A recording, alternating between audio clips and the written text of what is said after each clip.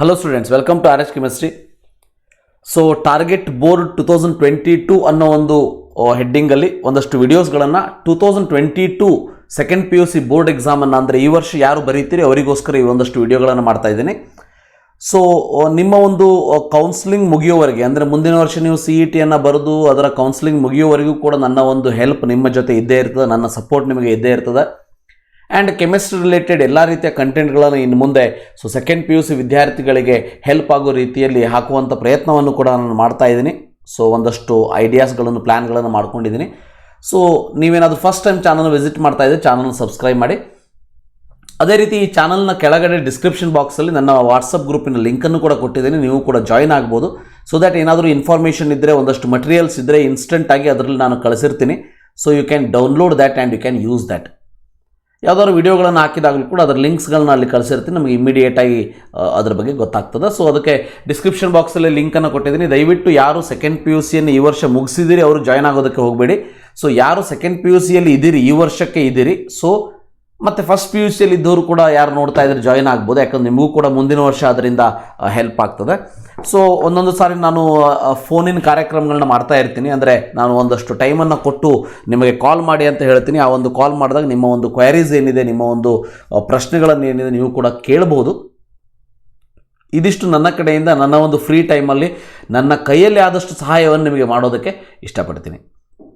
So ಈ ಒಂದು ವಿಡಿಯೋದಲ್ಲಿ ನೋಡೋಣಂತೆ 2019, ಯಾಕಂದರೆ 2020ಯಲ್ಲಿ ನಮಗೆ ಎಕ್ಸಾಮ್ ಆಗಿಲ್ಲ. ಸೊ 2021ನಲ್ಲಿ ಆಗಿಲ್ಲ, 20th ಪೇಪರ್ ನನಗೆ ಇನ್ನೂ ಸಿಕ್ಕಿಲ್ಲ.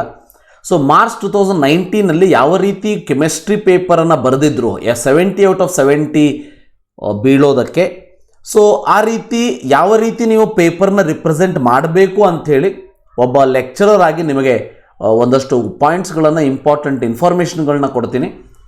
ಸೊ ಇದು ಕೆಮಿಸ್ಟ್ರಿ ಸಬ್ಜೆಕ್ಟಿಂದ ಮಾತ್ರ ಕೊಡ್ತಾ ಇದ್ದೀನಿ. ಸೊ ಉಳಿದಿರುವಂಥ ಸಬ್ಜೆಕ್ಟನ್ನು ನನ್ನ ಮತ್ತೊಂದು ಚಾನಲ್ ಆಗಿರುವಂತಹ RH ಎಜು ಅಪ್ಡೇಟ್ಸಲ್ಲಿ ನಾನು ಅಪ್ಲೋಡ್ ಮಾಡ್ತೀನಿ. ಸೊ ಇನ್ನು ಮುಂದೆ ಸೊ ಕೆಮಿಸ್ಟ್ರಿಗೆ ಸಂಬಂಧಪಟ್ಟಂಥ ಕಂಟೆಂಟ್ ಮಾತ್ರ ನನಗೆ ಈ ಚಾನಲಲ್ಲಿ ಅಪ್ಲೋಡ್ ಮಾಡ್ತೀನಿ, ರೈಟ್? ನೋಡಿ, ಈ ಒಂದು ಪೇಪರ್ ಏನಿದೆ ಇದು 70 ಔಟ್ ಆಫ್ 70 ಬಿದ್ದಿರುವಂಥ ಪೇಪರ್ ನಿಮಗೆ ಇಲ್ಲಿ ಕಾಣಬಹುದು. ಇಲ್ಲಿ 70 ಔಟ್ ಆಫ್ 70 ಬಿದ್ದಿರುವಂಥ ಪೇಪರು.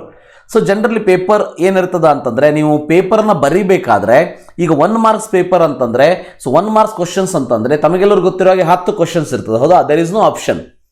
ಆ 1 ಮಾರ್ಕ್ಸಿಗೆ ಆನ್ಸರ್ನ ಬರೀಬೇಕಾದ್ರೆ ಅಪ್ ಟು ದ ಪಾಯಿಂಟ್ ಬರೆದರೆ ಸಾಕು. ನೀವು ಜಾಸ್ತಿ ಏನಾದರೂ ಬರೆದರೂ ಕೂಡ ಯಾವುದು ಇಂಪಾರ್ಟೆಂಟ್ ಪಾಯಿಂಟ್ ಇದೆ ಅನ್ನೋದನ್ನು ದಯವಿಟ್ಟು ಅಂಡರ್ಲೈನ್ ಮಾಡಿ. So you have to underline that. ಹಾಗಿದ್ದಾಗ ಮಾತ್ರ ನಿಮಗೆ ಅದರಿಂದ, ಅಂದರೆ ಆ ಪೇಪರ್ನ ಚೆಕ್ ಮಾಡುವಂತಹ ಒಬ್ಬ ಲೆಕ್ಚರರಿಗೆ ಸೊ ಇದರಿಂದ ಬಹಳ ಉಪಯೋಗ ಆಗ್ತದೆ. And he will be more impressed by your paper, so that you are going to get complete marks.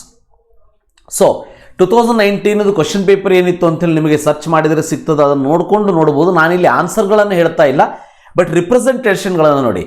So ನೀಟಾಗಿ ನೋಡಿ, 1 ಮಾರ್ಕ್ಸನ್ನು ಬರೆದ ಮೇಲೆ, ಅಂದರೆ 1 ಕ್ವಶನನ್ನು ಆನ್ಸರ್ ಮಾಡಿದ ಮೇಲೆ ಒಂದು ಲೈನನ್ನು ಬಿಟ್ಟು ಇನ್ನೊಂದು ಲೈನಲ್ಲಿ ಬರೆಯೋದಾಗಲಿ. ಸೊ ಇನ್ನೊಂದು ಸ್ವಲ್ಪ ಜಾಸ್ತಿ ನಿಮಗೆ ಟೈಮ್ ಇತ್ತು ಅಂತ ಆದರೆ, ಜನರಲಿ ಕೆಮಿಸ್ಟ್ರಿ ಎಕ್ಸಾಮಲ್ಲಿ ಟೈಮಿನ ಬಗ್ಗೆ ಪ್ರಾಬ್ಲಮ್ ಇರೋದಿಲ್ಲ, ನಿಮಗೆ ಬೇಕಾದಷ್ಟು ಟೈಮ್ ಇರ್ತದೆ. ಹಾಗೆ ಟೈಮ್ ಇತ್ತು ಅಂತ ಆದರೆ 2 ಆನ್ಸರ್ಗಳ ಮಧ್ಯೆ ಎಷ್ಟು ನೀಟಾಗಿ ಲೈನ್ ಹಾಕಿದ್ದಾರೆ ನೋಡಿ. ಸಿ ಇವೆಲ್ಲ ಮುಂದೆ ಅಂದರೆ ನಿಮ್ಮ ಒಂದು ಪೇಪರ್ನ ಇಂಪ್ರೆಷನನ್ನು ಜಾಸ್ತಿ ಮಾಡ್ತದೆ. ಸೊ ಅದೇ ರೀತಿ ನೋಡಿ, 3ನೇದಾಯಿತು, ಗ್ರಾಫ್ ಕೇಳಿದ್ರು. ಒಂದು ಗ್ರಾಫನ್ನು ನೋಡಿ ಎಷ್ಟು ನೀಟಾಗಿ ಎಕ್ಸ್ಪ್ಲೇನ್ ಮಾಡಿರುವಂಥದ್ದು. ಇದನ್ನು ನೀವು ಪೆನ್ಸಿಲಲ್ಲೇ ಹಾಕಬೇಕು ಅಂತ ಏನಿಲ್ಲ, ಪೆನ್ನಲ್ಲಿ ಹಾಕಿದ್ರು ಕೂಡ ಏನು ಪ್ರಾಬ್ಲಮ್ ಇಲ್ಲ. ಸೊ ಪೆನ್ಸಿಲಲ್ಲೇ ಹಾಕಿದ್ರು ಕೂಡ ಏನು ಪ್ರಾಬ್ಲಮ್ ಇಲ್ಲ. ಬಟ್ ಆನ್ಸರ್ಸ್ ನೋಡಿ, ಅಪ್ ಟು ದ ಮಾರ್ಕ್ ಆನ್ಸರ್ಸ್ಗಳನ್ನ ಎಷ್ಟು ನೀಟಾಗಿ ರಿಪ್ರೆಸೆಂಟ್ ಮಾಡಿರುವಂಥದ್ದನ್ನು ನೋಡಬೇಕು. ಸೊ ಮೊದಲು ನೀವು 1 ಮಾರ್ಕ್ಸಿಂದನೇ ಸ್ಟಾರ್ಟ್ ಮಾಡಬೇಕು ಅಂತ ಏನಿಲ್ಲ, 1 ಮಾರ್ಕ್ಸಿಂದನಾದ್ರು ಮಾಡ್ಬೋದು, 5 ಮಾರ್ಕ್ಸಿಂದನಾದರೂ ಮಾಡ್ಬೋದು, ಯಾವುದಾದ್ರೂ ಮಾಡಿ. ಬಟ್ ನಾವು ಜನರಲಿ ಹೇಳೋದಿಷ್ಟೇ ವಿದ್ಯಾರ್ಥಿಗಳಿಗೆ, ನೀವು ಯಾವುದೇ ಪಾರ್ಟನ್ನು ಸ್ಟಾರ್ಟ್ ಮಾಡಿದ್ರು ಕೂಡ ಆ ಪಾರ್ಟಲ್ಲಿ ಇರುವಂಥ ಎಲ್ಲ ಕ್ವಶನ್ಗಳನ್ನು ಒಂದೇ ಕಡೆ ಸಾಲ್ವ್ ಮಾಡಿದರೆ ಯಾವುದೇ ರೀತಿ ಕನ್ಫ್ಯೂಷನ್ ಪೇಪರ್ ಚೆಕ್ ಮಾಡೋರಿಗೆ ಇರೋದಿಲ್ಲ. ಅಂದರೆ ಪೇಪರ್ ಚೆಕ್ ಮಾಡೋರು ಖುಷಿಯಾಗಿ ಮಾಡ್ತಾರೆ ಅಂತ ಅಷ್ಟೇ. ಕೆಳಗೆ ಹೋಗ್ತಾ ನೋಡ್ಬೋದು ಇಲ್ಲಿ. ಸೊ 8 ನೋಡಿ, ಇಲ್ಲಿ ವೆರಿ ಇಂಪಾರ್ಟೆಂಟ್ ನೋಡಿ, ಇಲ್ಲಿ ಫಸ್ಟು ಡ್ರೈ ಈಥರ್ ಅಂತ ಬರೆಯೋದಾಗಲಿ, ರೈಟ್? ಸೊ ರಿಯಾಕ್ಷನ್ ನೋಡಿ, ರಿಯಾಕ್ಷನ್ ನೀಟಾಗಿ ಬರೋದು. ಡ್ರೈ ಈಥರ್ ಬರೋದಿಲ್ಲ ಅಂದರೆ 1 ಮಾರ್ಕ್ಸ್ ಕಟ್ ಆಗ್ತಿತ್ತು ಇಲ್ಲಿ. ಸೊ ಅದನ್ನು ಬರೆಯೋದಾಗಲಿ. ಅದ್ರ ಕೆಳಗೆ ಮತ್ತೊಂದು ಸಲ ರಿಯಾಕ್ಷನ್ ಬರೆದಿದ್ದಾನೆ. ಸೊ ಇಲ್ಲಿ ನೋಡ್ಬೋದು, ಇಲ್ಲಿ ಲಿಥಿಯಂ ಅಲ್ಯೂಮಿನಿಯಂ ಹೈಡ್ರೈಡ್. ಸೊ ಇಲ್ಲಿ ಹೆಸರನ್ನಾದರೂ ಬರೀಬೋದಿತ್ತು, ಫಾರ್ಮುಲಾ ಆದರೂ ಬರೀಬೋದಿತ್ತು. ಸೊ ವಿಟಾಮಿನ್ B12 ಅಂತೇಳಿ ಬರೆಯೋದು ಲಾಸ್ಟು. ಅಂದರೆ ಯಾವ ರೀತಿ ರಿಪ್ರೆಸೆಂಟೇಷನ್ ನೋಡಿ. ಸೊ ಫಾರ್ ಎಕ್ಸಾಂಪಲ್ ಪ್ರಾಬ್ಲಮ್ಸ್ಗಳನ್ನು ಕೇಳಿದಾಗ ಜನರಲಿ ನೀವು ಗಿವನ್ ಬರೀಲೇಬೇಕಂತ ಏನಿಲ್ಲ. ಬಟ್ ನಾನು ಆಲ್ರೆಡಿ ಹೇಳಿರೋ ಹಾಗೆ ಒಂದು ಪೇಪರ್ನ ಒಂದು ವೇಟೇಜ್ ಜಾಸ್ತಿ ಆಗೋದು ಯಾವಾಗ ಅಂತಂದರೆ ನೀವು ನೀಟಾಗಿ ಅದನ್ನು ರಿಪ್ರೆಸೆಂಟ್ ಮಾಡಿದಾಗ. ಇಲ್ಲಿ ರಿಪ್ರೆಸೆಂಟೇಷನ್ನ ಕರೆಕ್ಟಾಗಿ ಗಮನಿಸ್ತಾ ಹೋಗಿ. ನೀವೆಲ್ಲರೂ ಇದೇ ರೀತಿ ಬರೀಬೇಕು ಅಂತೇನಿಲ್ಲ, ಬಟ್ ಬಹಳಷ್ಟು ಸಾರಿ ಏನಾಗ್ತದೆ, ಸೊ ಸಮ್ವೇರ್ ಅರೌಂಡ್ 65-66 ಬಿದ್ದಂತಹ ಪೇಪರ್ಗಳು ಸೊ 70ಯನ್ನು ತಗೊಳ್ಳುವಂಥ ಅರ್ಹತೆ ಇದ್ದರೂ ಕೂಡ ಒಂದೊಂದಷ್ಟು ಸಾರಿ ನಿಮ್ಮ ಕಣ್ತಪ್ಪಿನಿಂದಾಗಿ ಆಗುವಂತಹ ಮಿಸ್ಟೇಕ್ನಿಂದಾಗಿ, ಅಂದರೆ ನೀಟಾಗಿ ಆನ್ಸರ್ ಬರೆಯುವಂತಹ ಒಂದು ಸಂದರ್ಭದಲ್ಲಿ ಆನ್ಸರ್ ಗೊತ್ತಿರ್ತದೆ, ಏನು ಮಾಡ್ತೀರಿ, ಎಲ್ಲೆಲ್ಲೋ ಸ್ಮಾಲ್ ಆಗಿ ಎಲ್ಲೆಲ್ಲೋ ಒಂದೊಂದು ಪಾಯಿಂಟನ್ನು ಬರೆದು ಬಿಡ್ತೀರಿ, ನೀಟಾಗಿ ರಿಪ್ರೆಸೆಂಟೇಷನ್ ಇರೋದಿಲ್ಲ. ನೋಡಿ ಇಲ್ಲಿ ನೋಡಿ, ಫಾರ್ಮುಲಾವನ್ನು ಬರೆದ ಮೇಲೆ ಒಂದು ಲೈನನ್ನು ಬಿಟ್ಟು ಸಬ್ಸ್ಟಿಟ್ಯೂಷನ್ ಮಾಡೋದಾಗಲಿ. ಇದೊಂದು ಪ್ರಾಬ್ಲಮ್ ರಾಂಗ್ ಆಗಿದೆ, ಒಂದೇ ಮಾರ್ಕ್ಸ್ ಬಿಟ್ಟಿದ್ದಾರೆ ಸೆಕೆಂಡ್ರಿ, ಬಟ್ ಕರೆಕ್ಟಾಗಿ ರಿಪ್ರೆಸೆಂಟೇಷನ್ ಮಾಡೋದಾಗಲಿ, ನೋಡಿ ಯೂನಿಟನ್ನು ಬರೆಯೋದಾಗಲಿ, ಇವನ್ನೆಲ್ಲ ನೀಟಾಗಿ ಬರೀಬೇಕು. ಈಚ್ ಆನ್ಸರ್ ಆದಮೇಲೆ ನೋಡಿ ಕರೆಕ್ಟಾಗಿ ಲೈನನ್ನು ಹಾಕಿರುವಂಥ ಒಂದು ರೀತಿಯನ್ನು ನೋಡಿ, ರೈಟ್. ಫ್ಯಾರಡೆ ಸೆಕೆಂಡ್ ಲಾ ಅನ್ನು ಕೇಳಿದರು, ಎಷ್ಟು ನೀಟಾಗಿ ರಿಪ್ರೆಸೆಂಟೇಷನ್ ನೋಡಿ. ಸೊ ಅರ್ಥವಾಗೋ ರೀತಿಯಲ್ಲಿ ಬರೀಬೇಕಾಗ್ತದೆ. ಸೊ ಸೂಡೋ ಯೂನಿಮಾಲಿಕ್ಯುಲರ್ ರಿಯಾಕ್ಷನ್ ಅಂತ ಕೇಳಿದರು, ಎಷ್ಟು ನೀಟಾಗಿ ರಿಪ್ರೆಸೆಂಟೇಷನ್ ಮಾಡಿದ್ದನ್ನು ನೋಡಿ. ಕಣ್ಣು ಮುಚ್ಕೊಂಡು 2 ಮಾರ್ಕ್ಸ್ ಕೊಟ್ಕೋತ ಹೋಗ್ಬಿಡ್ತಾರೆ, ಬಹಳ ಖುಷಿಯಿಂದ ಪೇಪರ್ ಚೆಕ್ ಮಾಡಿಬಿಡ್ತಾರೆ. ಈ ರೀತಿ ಏನಾದರೂ ಸಿಕ್ಬಿಡ್ತು ಅಂತಂದರೆ ಸೊ ಬಹಳ ಖುಷಿ ಆಗಿಬಿಡ್ತದೆ ನಮಗೆ. ಸೊ ನೋಡಿ, ಇಲ್ಲಿ ಫಸ್ಟ್ ಒಂದು ಆನ್ಸರ್ ರಾಂಗ್ ಆಗಿತ್ತು, ಸೊ 1 ಮಾರ್ಕ್ಸ್ ಬಿದ್ದಿದೆ, ಇರಲಿ. ಸೊ ಇಲ್ಲಿ ನೋಡಿ, ರಿಯಾಕ್ಷನ್ನ ಬರೀಬೇಕಾದ್ರೆ ಭಾಳ ಇಂಪಾರ್ಟೆಂಟು. ರಿಯಾಕ್ಷನ್ನ ರಿಪ್ರೆಸೆಂಟ್ ಮಾಡಬೇಕಾದ್ರೆ ಸೊ ಆ ರಿಯಾಕ್ಷನ್ನ ಕೆಳಗಡೆ ನೀವು ಅದರ ಹೆಸರನ್ನಾದರೂ ಬರೀಬೇಕು, ಇಲ್ಲ ಎಕ್ಸ್ಪ್ಲನೇಷನ್ ಆದರೂ ಬರೀಬೇಕು. ನೀವು ಎಕ್ಸ್ಪ್ಲನೇಷನ್ ಬರೋದೇನೆ ಅದ್ರ ಕೆಳಗೆ ಹೆಸರನ್ನ ಬರೆದ್ರು ಕೂಡ ನೀಟಾಗಿ ಸೊ ನಿಮಗೆ ಮಾರ್ಕ್ಸ್ ಸಿಕ್ಕೇ ಸಿಗ್ತದೆ. ಬಟ್ ರಿಪ್ರೆಸೆಂಟೇಷನ್ ಹೇಗಿರಬೇಕು ಅಂತಂದರೆ ನೋಡಿ, CO2 ಆದಮೇಲೆ ಸ್ವಲ್ಪ ಜಾಗ ಬಿಟ್ಟು 413 ಕೆಲ್ವಿನ್, 6 to 7 ಅಟ್ಮಾಸ್ಫಿಯರ್, ದೆನ್ ಕೆಳಗಡೆ ಸೆಕೆಂಡ್ ಒನ್ H+C. ಯಾಕಂದ್ರೆ ಒಂದಷ್ಟು ಜನ ವಿದ್ಯಾರ್ಥಿಗಳು ಹೀಗೆ ಬರೀತಾರಲ್ಲ, ಆ CO2 ಪಕ್ಕದಲ್ಲೇ ಕಾಮಾ ಹಾಕಿ H+ ಅಂತ ಬರೆದು ಬಿಡ್ತಾರೆ. ಅವಾಗ ಏನಾಗ್ತದೆ, ಪೇಪರ್ನ ಚೆಕ್ ಮಾಡುವಂಥ ಒಬ್ಬ ಲೆಕ್ಚರ್ಗೆ ಅದ್ರ ಕಣ್ತಪ್ಪಿನಿಂದ ಅದು ಮಿಸ್ ಆಗಿಬಿಡ್ಬೋದು, 1 ಮಾರ್ಕ್ಸ್ ಕಟ್ ಆಗಿಬಿಡ್ಬೋದು. ಒಂದು ಪಾಯಿಂಟ್ ಗೊತ್ತಿರಲಿ, ನಿಮಗೇನಾದರೂ ಎಷ್ಟೇ ಮಾರ್ಕ್ಸ್ ಬಿದ್ದರೂ ಕೂಡ ನೀವೇನಾದರೂ ರಿವ್ಯಾಲ್ಯೂಯೇಷನ್ ಅಂತ ಹೋದಾಗ remember, if your marks increased by 6% then only will get the marks. ರೂಲೇ ಇದೆ PU ಬೋರ್ಡ್ದವ್ರದ್ದು, ಗೊತ್ತಿರಲಿ. ಅಂದರೆ ನೀವು ಮ್ಯಾಥ್ಸಿಗೆ 100ಕ್ಕೆ 6 ಮಾರ್ಕ್ಸ್ ಡಿಫ್ರೆನ್ಸ್ ಬಂದರೆ ಮಾತ್ರ ನಿಮ್ಮ ಮಾರ್ಕ್ಸ್ ಚೇಂಜ್ ಆಗ್ತದೆ. 1 ಮಾರ್ಕ್ 2 ಮಾರ್ಕ್ಸ್ ಬಂದರೆ ಚೇಂಜ್ ಮಾಡುವಂಥ ಒಂದು ರೂಲ್ಸೇ ಇಲ್ಲ. ಕೆಮಿಸ್ಟ್ರಿಯಲ್ಲಿ ನಿಮಗೆ ಮಿನಿಮಮ್ 4 ಮಾರ್ಕ್ಸ್ ಬೀಳಲೇಬೇಕು. ಸೊ ಅಂಥ ಸಂದರ್ಭದಲ್ಲಿ ನಿಮಗೆ 3 ಮಾರ್ಕ್ಸ್ ಬಂತು, 67 ಬಿದ್ದಿದೆ, 3 ಮಾರ್ಕ್ಸ್ ಹಾಕೋದಕ್ಕೆ ಬರೋದೇ ಇಲ್ಲ ಬೈ ರೂಲ್. ಸೊ ಇಂಥ ಪ್ರಾಬ್ಲಮಲ್ಲಿ, ಇಂಥ ಸಂದರ್ಭದಲ್ಲಿ ಪ್ರಾಬ್ಲಮ್ ಆಗೋದು ನಿಮಗೆ. ಓಕೆ, ಯಾಕಂದರೆ ನಿಮ್ಮ ಒಂದು ಬೋರ್ಡ್ ಮಾರ್ಕ್ಸನ್ನು CET ಕನ್ಸಿಡರ್ ಮಾಡಿದಾಗ ಅದರಿಂದ ಲಾಸ್ ಆಗೋದು ನಿಮಗೆ. ಹೌದಾ? ಅದಕ್ಕಾಗಿ ನಾನು ಹೇಳೋದಿಷ್ಟೇ, ನೋಡಿ ನೀಟಾಗಿ ಎಷ್ಟು ನೀಟಾಗಿ ರಿಪ್ರೆಸೆಂಟ್ ಮಾಡಿರ್ತಾರೆ ಅದನ್ನು ಕಲಿಬೇಕಾಗ್ತದೆ. ಬೇರೆಯವರಿಂದ ಕಲಿಯೋದ್ರಿಂದ ಯಾವುದೇ ರೀತಿ ತಪ್ಪಿಲ್ಲ. ಓಕೆ, ಜೀವನ ಅಂದರೆ ಹಾಗೆ, ಸಾಯೋ ತನಕ ಕಲಿತಾನೇ ಇರೋದು. ಓಕೆ, ಸೊ ನೋಡಿ ರಿಪ್ರೆಸೆಂಟೇಷನ್ ನೋಡಿ. ಸೊ 3 ಮಾರ್ಕ್ಸ್ ಕ್ವಶನ್ ನೋಡಿ, 1 2 3. ಒಬ್ಬೊಬ್ರು ಏನು ಮಾಡ್ತಾರೆ, AB ಅಂತ ಇದ್ದಲ್ಲಿ A ಒಂದು ಕಡೆ ಬರೀತಾರೆ, ಯಾವುದೋ ಒಂದು ಮೂಲೆಯಲ್ಲಿ ನೆಕ್ಸ್ಟ್ ಒಂದು 4-5 ಪೇಜ್ ಆದಮೇಲೆ B ಬರೀತಾರೆ. ಅಂಥ ಸಂದರ್ಭದಲ್ಲಿ ಆ B ಮಿಸ್ ಆಗುವಂಥ ಚಾನ್ಸಸ್ ಇರ್ತದೆ. ಸೊ ಅದಕ್ಕೆ A ಆ್ಯಂಡ್ B ಅನ್ನು ಅಲ್ಲೇ ಬರೆದುಬಿಡಿ. ಫಾರ್ ಎಕ್ಸಾಂಪಲ್ ನಿಕೆಲ್ ಅಂತ ಬರೀಬೇಕಿತ್ತು, ಹಂಗೆ ಬರೆಯೋದಕ್ಕೆ ನಿಮಗೆ ಆನ್ಸರ್ ಗೊತ್ತಿಲ್ಲ B. ಆವಾಗ ಏನು ಮಾಡಬೇಕು, ಸ್ವಲ್ಪ ಸ್ಪೇಸನ್ನು ಬಿಡಬೇಕು. ಆ ಸ್ವಲ್ಪ ಸ್ಪೇಸನ್ನು ಬಿಟ್ಟು ಒಂದು ಲೈನ್ ಹಾಕಿ ನೆಕ್ಸ್ಟ್ ಕ್ವಶನನ್ನು ಬರೀರಿ ಅಷ್ಟೇ. ಅಂದರೆ ಆ ಬಿಗೋಸ್ಕರ ಒಂದಷ್ಟು ಸ್ಪೇಸನ್ನು ಬಿಡಿ. ನೀವು ಮನೆಯಿಂದ ಪೇಪರ್ನ ತೊಗೊಂಡು ಹೋಗ್ತಾ ಇಲ್ಲ, ಗೊತ್ತಿರಲಿ. ಡೋಂಟ್ ಬಿ ದ್ಯಾಟ್ ಮಚ್ ಕಂಜೂಸ್ ಆಗೋದಕ್ಕೆ ಹೋಗಬೇಡಿ. ಅವರೇ ಕೊಡ್ತಾ ಇದ್ದಾರೆ ಪೇಪರ್ನ, ಅದಕ್ಕೆ ತಕ್ಕಂಥ ಫೀಸನ್ನು ನೀವು ಪೇ ಮಾಡಿದಿರಿ ಬೋರ್ಡಿಗೆ, ಗೊತ್ತಿರಲಿ. ಓಕೆ, ಸೊ ಎಷ್ಟು ಯುಟಿಲೈಸ್ ಆಗ್ತದೋ ಅಷ್ಟು ಕರೆಕ್ಟಾದ ಸ್ಪೇಸನ್ನು ಯುಟಿಲೈಸ್ ಮಾಡಿಕೊಂಡು ನೀಟಾಗಿ ರಿಪ್ರೆಸೆಂಟ್ ಮಾಡೋದು ಮಾತ್ರ ನಿಮ್ಮ ತಲೆಯಲ್ಲಿ ಇರಬೇಕು. ಕಂಜೂಸ್ ಆಗೋದಕ್ಕೆ ಹೋಗಬಾರ್ದು. ನೋಡಿ, so ammonia preparation, Haber's process ಎಷ್ಟು ನೀಟಾಗಿ ರಿಪ್ರೆಸೆಂಟ್ ಮಾಡಿದ್ದು ನೋಡಿ. ಪ್ರತಿಯೊಂದು ಪಾಯಿಂಟನ್ನು ಬರೀಬೇಕು. ಸೊ ಈಗ ಕೆಟಾಲಿಸ್ಟ್ ಕೇಳಿರ್ತಾರೆ, K2 AL2O3 as catalyst promoter ಅನ್ನೋ ಒಂದು ಪಾಯಿಂಟ್ ಇದೆ ಅದರಲ್ಲಿ, ಅದನ್ನು ಕೂಡ ಬರೆಯೋದು. ನೋಡಿ, ಇಲ್ಲಿ ಸ್ಟ್ರಕ್ಚರನ್ನು ಕೇಳಿಲ್ಲ, ಆ್ಯಕ್ಚುಲಿ ಫ್ಲೋ ಚಾರ್ಟನ್ನು ಕೇಳ್ದಂಗಿಲ್ಲ, ಕೇಳಿದರೆ ಬರೆಯೋದು, ಇಲ್ಲ ಅಂದರೆ ಇಲ್ಲ. ಸೊ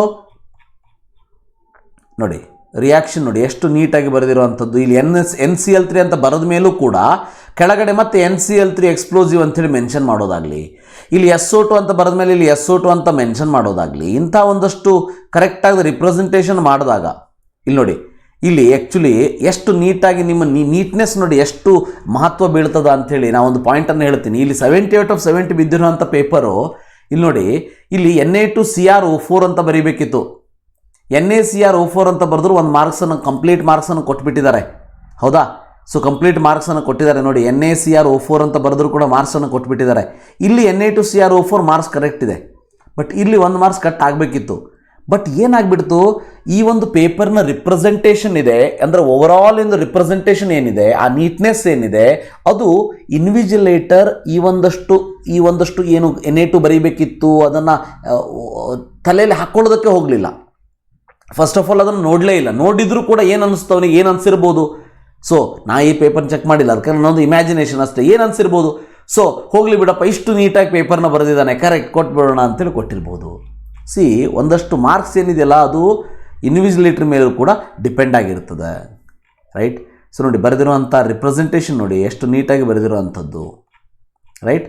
ಸೊ ಪ್ರತಿಯೊಂದು ಪಾಯಿಂಟನ್ನು ಕೂಡ ಈ ಒಂದು ಪೇಪರ್ನ ನನ್ನ ಒಂದು ವಾಟ್ಸಪ್ ಗ್ರೂಪಲ್ಲಿ ನಾನು ಕಳಿಸಿರ್ತೀನಿ, ದಯವಿಟ್ಟು ನೋಡ್ಕೊಳ್ಳಿ, ಡೌನ್ಲೋಡ್ ಮಾಡ್ಕೊಳ್ಳಿ, ರೈಟ್. ಡೌನ್ಲೋಡ್ ಮಾಡಿಕೊಂಡು ಅದನ್ನು ಅನಾಲಿಸಿಸ್ ಮಾಡಿ ಹೇಗಿರ್ತದೆ. ಯಾಕಂದರೆ ಈಗ ನೋಡಿ, ನಿಮ್ಮದು 65, 66, 63, 64 ಮಾರ್ಕ್ಸ್ ಇದ್ದವ್ರದ್ದು always you have to try to get out of out. So ಈ ರೀತಿ ಪ್ರತಿಯೊಂದು ಮಾರ್ಕ್ಸನ್ನು ನೀವು ಕೂಡ ನೋಡ್ಬೋದು. ಸೊ ಇಲ್ಲಿ ನೋಡಿ, ಪ್ರತಿಯೊಂದು ರಿಪ್ರೆಸೆಂಟೇಷನ್ ಹೇಗಿದೆ ಅನ್ನೋದನ್ನು ಕರೆಕ್ಟಾಗಿ ನೋಡ್ಕೊಳ್ತಾ ಹೋಗಿ. ಸೊ ಈ ರೀತಿ ಇದೆ, ರೈಟ್. ಇದೇ ಪೇಪರ್ನ ಇನ್ನೊಂದು ತೋರಿಸ್ತೀನಿ ಅವ್ರು ಹೇಗೆ ಬರೆದಿದ್ದಾರೆ ನೋಡಿ. ಸೊ ಇಲ್ಲಿ ನೋಡಿ, right. So size of the blood cell decreases ಅನ್ನೋದನ್ನು ಮಾರ್ಕ್ ಮಾಡಿರುವಂಥದ್ದನ್ನು ನೋಡಿ. ಇವೆಲ್ಲ ಎಕ್ಸ್ಪ್ಲನೇಷನ್ ಬರೆದಿದ್ದಾರೆ, ಬಟ್ ನಾವು ನೋಡೋದೇನು, ಪೇಪರ್ ಚೆಕ್ ಮಾಡಬೇಕಾದ್ರೆ size of the cell decreases ಅಂತ ಬರೆದಿದ್ದಾರಾ ಅಥವಾ ಶ್ರಿಂಕ್ಸ್ ಅಂತ ಬರೆದಿದ್ದಾರಾ, delta V mix is equal to 0 ಅಂತ ಬರೆದಿದ್ದಾರೆ. ಅದ್ರ ಮುಂದೆ ಮಾರ್ಕ್ ಮಾಡಿರೋದು ನೋಡಿ. ಸೊ ಎಷ್ಟು ನೀಟಾಗಿದೆ, ರೈಟ್. ನೋಡಿ ಇಲ್ಲಿ 0 ಅನ್ನೋದನ್ನು ಮಾರ್ಕ್ ಮಾಡಿರೋದು ನೋಡಿ. ಸೊ ಹೈಯರ್ ಎಂಥಾಲ್ಪಿ ಅಬ್ಸಾರ್ಪ್ಷನ್ ಅನ್ನೋದನ್ನು ಮಾರ್ಕ್ ಮಾಡಿದ್ರು ನೋಡಿ. So NaCN helps in concentrate selectively PBS ಅಂತ ಅನ್ನೋದನ್ನು ಮಾರ್ಕ್ ಮಾಡಿಸಿ, ಪ್ರತಿಯೊಂದರಲ್ಲಿ ಆ ಒಂದು ಎಕ್ಸ್ಪ್ಲನೇಷನಲ್ಲಿ ಯಾವ ಒಂದು ಪಾಯಿಂಟ್ ಇನ್ವಿಜಿಲೇಟರ್ ಕಣ್ಣಿಗೆ ತಕ್ಷಣ ಬೀಳಬೇಕು ಅನ್ನೋದನ್ನು ನೀಟಾಗಿ ರಿಪ್ರೆಸೆಂಟ್ ಮಾಡಿರುವಂಥ ಮೆಥಡನ್ನು ನೋಡಿ, ರೈಟ್. ಸೊ ಇದು ಸ್ವಲ್ಪ ಎಕ್ಸ್ಪ್ಲನೇಷನ್ ಇದೆ ಕಂಪೇರ್ ಟು ಫಸ್ಟ್ ಪೇಪರ್ ನಾನು ನಿಮಗೆ ಏನು ತೋರಿಸಿದ್ದೀನಿ, ಇದು ಇನ್ನೂ ನೀಟಾಗಿದೆ ಮತ್ತು ಸ್ವಲ್ಪ ಎಕ್ಸ್ಪ್ಲನೇಷನ್ ಇದೆ. ಇಷ್ಟೊಂದು ಎಕ್ಸ್ಪ್ಲನೇಷನ್ ಬರೀಬೇಕಂತ ಏನಿಲ್ಲ, ಬಟ್ ನಿಮಗೆ ಗೊತ್ತಿದ್ದರೆ ಬರೆಯೋದ್ರಿಂದ ಲಾಸ್ ಏನೂ ಇಲ್ಲ. ನೋಡಿ, ಪ್ರತಿಯೊಂದನ್ನು ಕೂಡ ಯಾವ್ಯಾವ್ದು ಇಂಪಾರ್ಟೆಂಟ್ ಇದೆ ಎಲ್ಲವನ್ನು ಕೂಡ ಮಾರ್ಕ್ ಮಾಡಿರೋದು ನೋಡಿ. CO2 important, 400 kelvin important, sodium salicylate, salicylic acid, Kolbe's reaction. ಇಷ್ಟು ನೋಡಿಬಿಟ್ರೆ ಮಾರ್ಕ್ಸ್ ಕೊಟ್ಬಿಡ್ತೀವಿ. ನೀವು ಈ ರೀತಿ ಮಾರ್ಕ್ ಮಾಡಿ ಕೊಟ್ಬಿಟ್ರೆ ಅಂದರೆ ಕಣ್ಣು ಮುಚ್ಕೊಂಡು ಮಾರ್ಕ್ಸ್ ಕೊಡ್ತಾ ಹೋಗ್ಬಿಡ್ತೀವಿ ನಾವು. ಏನು ಹಿಂದೆ ಮುಂದೆ ತಲೆ ಕೆಡ್ಸ್ಕೊಳ್ಳೋದೇ ಇಲ್ಲ ಆ್ಯಸ್ ಅ ಲೆಕ್ಚರರ್. ಗೊತ್ತಿರಲಿ ನೋಡಿ, ಎಷ್ಟು ನೀಟಾಗಿ ಬರೆದಿರೋದನ್ನು ನೋಡಿ, ರಿಪ್ರೆಸೆಂಟೇಷನ್ ನೋಡಿ, ರೈಟ್. ಎಲ್ಲೂ ಕೂಡ ನಮಗೆ ಮಾರ್ಕ್ಸ್ ಕಟ್ ಮಾಡಬೇಕು ಅಂತ ಅನಿಸೋದೇ ಇಲ್ಲ, ಆ ರೀತಿ ರಿಪ್ರೆಸೆಂಟೇಷನ್ ಇದೆ. ಖುಷಿಯಿಂದ ಮಾರ್ಕ್ಸನ್ನು ಕೊಡ್ತಾ ಹೋಗಿಬಿಡ್ತಾರೆ ಇನ್ವಿಜಿಲೇಟರ್ಸು, ಇವ್ಯಾಲ್ಯುವೇಟರ್ಸ್, ಗೊತ್ತಿರಲಿ, ರೈಟ್. ಸೊ ಎಷ್ಟು ನೀಟಾಗಿದೆ ನೋಡಿ ರಿಪ್ರೆಸೆಂಟೇಷನ್. ಇಂಥ ಪೇಪರ್ ಸಿಕ್ಬಿಟ್ರೆ ದಿವಸಕ್ಕೊಂದು 50 ಪೇಪರ್ ಅದು ಚೆಕ್ ಮಾಡಿಬಿಡ್ತೀವಿ ನಾವು, ಭಾಳ ಖುಷಿಯಿಂದ ಕಣ್ಣು ಮುಚ್ಕೊಂಡು ಮಾರ್ಕ್ಸ್ ಕೊಡ್ತಾ ಹೋಗಿಬಿಡ್ತೀವಿ. ಎಷ್ಟು ನೀಟಾಗಿ ರಿಪ್ರೆಸೆಂಟ್ ಮಾಡಿದೆ ನೋಡಿ. ಎಲೆಕ್ಟ್ರಾನ್ ಶಿಫ್ಟಿಂಗ್ ನೋಡಿ. ಸೊ ಚಾರ್ಜ್ ನೋಡಿ, ಭಾಳ ನೀಟಾಗಿ ಎಷ್ಟು ನೀಟಾಗಿ ಚಾರ್ಜನ್ನು ರಿಪ್ರೆಸೆಂಟ್ ಮಾಡಿದ್ದು ನೋಡಿ, ರೈಟ್. ಸೊ ಇಷ್ಟು ನೀಟಾಗಿರುವಂಥ ಪೇಪರ್ ಏನಾದರೂ ಸಿಕ್ಕಿಬಿಡ್ತು ಅಂತಂದರೆ ಯಾವತ್ತು ಊಟ ಮಾಡಿದಷ್ಟೇ ಖುಷಿ ನಮಗೆ, ಗೊತ್ತಿರಲಿ. ಸೊ ಅದು ಪೇಪರ್ ಇದೆ ಅಂಥವ್ರು ಏನಾದ್ರು ಮುಂದೆ ಸಿಕ್ಕಿಬಿಟ್ರೆ ಅವ್ರನ್ನ ಹೋಗಿ ಅಪ್ಪ ಹಾಕೊಂಡ್ಬಿಡ್ತೀವಿ ನಾವು, ಅಂದರೆ ಅಷ್ಟು ಖುಷಿ ನಮಗೆ. ಏನು ಬರೆದಾನಪ್ಪ ಪೇಪರ್ ಅಂಥೇಳಿ ನೋಡಿ. ಪ್ರತಿಯೊಂದು ಫಸ್ಟ್ ಆರ್ಡರ್ ರಿಯಾಕ್ಷನ್ ಎಕ್ಸ್ಪ್ರೆಷನ್ ನೋಡಿ, ಎಷ್ಟು ನೀಟಾಗಿ KR - KDT integration on both side. So final expression ಬರೆದಿರೋದಾಗಲಿ, ಎಕ್ಸ್ಪ್ರೆಷನ್ ಬರೆದ್ಮೇಲೆ ನಾವು ಇದನ್ನು ಎಕ್ಸ್ಪೆಕ್ಟ್ ಮಾಡೋದಿಲ್ಲ. R0 ಅಂದ್ರೇನು, R ಅಂದ್ರೇನು, K ಅಂದ್ರೇನು ಬರೀಬೇಕು ಅಂತ ಎಕ್ಸ್ಪೆಕ್ಟ್ ಮಾಡೋದಿಲ್ಲ. ಬಟ್ ಬರೆದಿರೋದನ್ನು ನೋಡಿ, ಅಂತ ಬರೆದಿದ್ದು ನಮ್ಗೆ ಕಂಡ್ರೆ ಸಾಕು, ಖುಷಿಯಿಂದ ಮಾರ್ಕ್ಸ್ ಕೊಟ್ಬಿಡ್ತೀವಿ. ಸೊ ಯಾವುದೇ ಮಿಸ್ಟೇಕೇ ಇಲ್ಲ, ಎಲ್ಲೂ ಕೂಡ ಮಾರ್ಕ್ಸನ್ನು ಕಟ್ ಮಾಡಬೇಕು ಅಂತ ಅನಿಸೋದೇ ಇಲ್ಲ. ಅಂತಹ ರೀತಿಯಲ್ಲಿ ಪೇಪರ್ನ ರಿಪ್ರೆಸೆಂಟ್ ಮಾಡಿರೋದನ್ನು ನೀವು ಕರೆಕ್ಟಾಗಿ ಅಬ್ಸರ್ವ್ ಮಾಡ್ಬೋದು. ಸೊ ಇನ್ನೊಂದು ಔಟ್ ಆಫ್ ಔಟ್ ಬೀಳುವಂತಹ ಪೇಪರ್ಸ್ ಬರೆಯುವಂಥವರ ಒಂದು ಮೆಂಟ್ಯಾಲಿಟಿ ಏನಿರ್ತದೆ ಅಂತಂದರೆ ಯಾವುದೇ ಆಪ್ಷನನ್ನು ಬಿಟ್ಟು ಬರೋದಿಲ್ಲ. ಬಹಳ ಜನ ವಿದ್ಯಾರ್ಥಿಗಳು ಏನು ಮಾಡ್ತಾರೆ, ನಾನು ಅಬ್ಸರ್ವ್ ಮಾಡಿರೋ ಹಾಗೆ ಅವರಿಗೆ ಆನ್ಸರ್ ಗೊತ್ತಿದ್ರೂ ಕೂಡ ಆನ್ಸರ್ ಬರೆಯೋದಿಲ್ಲ. ಇದು ಒಂದು ರೀತಿ ಕಂಜೂಸ್ತನ, ಗೊತ್ತಿರಲಿ. ಪೇಪರಲ್ಲಿ ಕಂಜೂಸ್ತನ ತೋರಿಸೋದು ಬೇರೆ, ಆನ್ಸರ್ ಗೊತ್ತಿದ್ದು ಬರೆಯೋದಿಲ್ಲ. ಎಷ್ಟು ಅವ್ರದ್ದು ಕಾನ್ಫಿಡೆನ್ಸ್, ಓವರ್ ಕಾನ್ಫಿಡೆನ್ಸ್ ಅಂತ ಹೇಳ್ತೀವಿ ನಾವು. ಈಗ 2 ಮಾರ್ಕ್ಸಲ್ಲಿ 8 ಕ್ವಶನಲ್ಲಿ 5 ಬರೀಬೇಕು, 5ಕ್ಕೆ 5 ಬರೆದಿರ್ತಾರೆ, ಎಕ್ಸಾಕ್ಟ್ ಕರೆಕ್ಟ್ ಬರೆದಿರ್ತಾರೆ. ಬಟ್ ಏನೋ ಸ್ಮಾಲ್ ಮಿಸ್ಟೇಕ್ ಆಗಿಬಿಟ್ಟಿರ್ತದೆ, ಮಾರ್ಕ್ಸನ್ನು ಕಟ್ ಮಾಡಿಬಿಡ್ತೀವಿ. ಅದಾದಮೇಲೆ ಹುಡುಕ್ತೀವಿ, ಇಡೀ ಪೇಪರ್ನ ಹುಡುಕ್ತಾ ಇರ್ತೀವಿ, ಎಲ್ಲಿಯಾದರೂ ಈ ಒಬ್ಬ ವಿದ್ಯಾರ್ಥಿ 2 ಮಾರ್ಕ್ಸನ್ನು ಇನ್ನೊಂದು ಎಲ್ಲಾದರೂ ಬರೆದಿದ್ದಾನಾ. ಯಾಕಂದರೆ ಪ್ರತಿಯೊಂದು ಪೇಪರ್ 65, 66 ಕ್ರಾಸ್ ಆದ ತಕ್ಷಣ ನಮಗೂ ಕೂಡ ಆ್ಯಸ್ ಅ ಲೆಕ್ಚರರ್ 70ಯನ್ನು ಕೊಡಬೇಕು ಅಂತಲೇ ಮನಸ್ಸಿರ್ತದೆ. ಬಟ್ ಅದನ್ನು ತಗೊಳ್ಳುವಂಥ ಅರ್ಹತೆ ನಿಮ್ಮ ಪೇಪರಿಗೆ ಇರಬೇಕು ಅನ್ನೋದು ಕೂಡ ನೀವು ನೆನ್ಪಿಟ್ಕೊಳ್ಬೇಕು. ಅದಕ್ಕೆ ನಾನು ಹೇಳೋದಿಷ್ಟೇ, ಏನಾದರೂ 8 ಔಟ್ ಆಫ್ 5, 5 ಔಟ್ ಆಫ್ 8 ಅಂತ ಇದ್ದರೆ 8ಕ್ಕೆ 8 ಗೊತ್ತಿರ್ತದೆ ನಿಮಗೆ. ಇಷ್ಟೆಲ್ಲ ನೀಟಾಗಿ ಬರೆದಿರೋನಿಗೆ ಗೊತ್ತೇ ಇರ್ತದೆ, ಎಲ್ಲದನ್ನೂ ಬರೆದು ಬನ್ನಿ. ಕ್ವಶನ್ ನಂಬರ್ನ ಕರೆಕ್ಟಾಗಿ ಹಾಕಿ.